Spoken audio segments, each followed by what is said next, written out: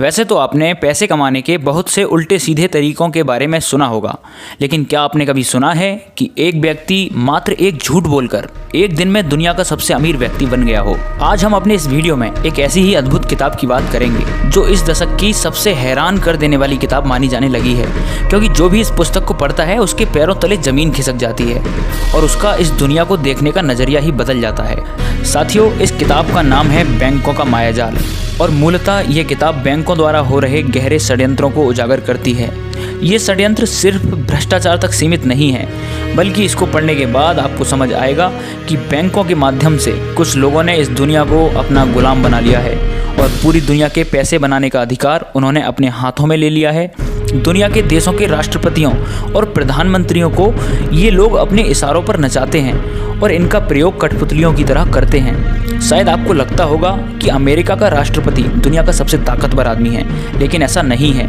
ये किताब पढ़ने के बाद आपको ये बात बखूबी समझ आ जाएगी। और जिस देश के राष्ट्रपति या प्रधानमंत्री ने इन लोगों के विरुद्ध जाने का प्रयास किया, उनको सिर्फ एक ही सज़ा मिली, मृत्यु दंड की।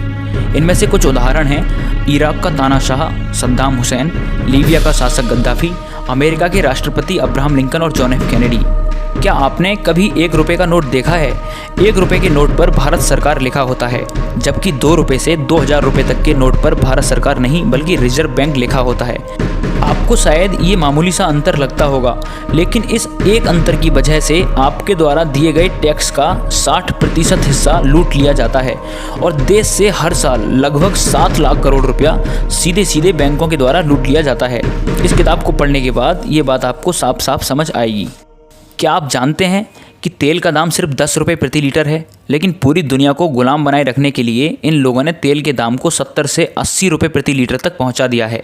पूरी दुनिया में जो महंगाई बढ़ती है उसका दोष विपक्षी पार्टियां हमेशा सरकार के ऊपर थोपती हैं, लेकिन ऐसा बिल्कुल नहीं है। यह पूरा खेल बैंकों के माध्यम से खेला जाता है, लोगों से लाखों करोड़ों रुपए लूटने के लिए, जो कि आपको इस किताब में ही जानने को मिल सकता है। और दुनिया में जितने भी युद्ध होते हैं या फिर जो भी आतंकवाद है, उन सब के पीछे कोई इस्लामिक ताकत नहीं है, बल्कि इसके पीछे अर्थव्यवस्था का एक बड़ा खेल है। क्योंकि जब जब दुनिया में युद्ध होता है या आतंकवादी हमले होते हैं, तब तब हथियार बिकते हैं और कर्ज लिया जाता है।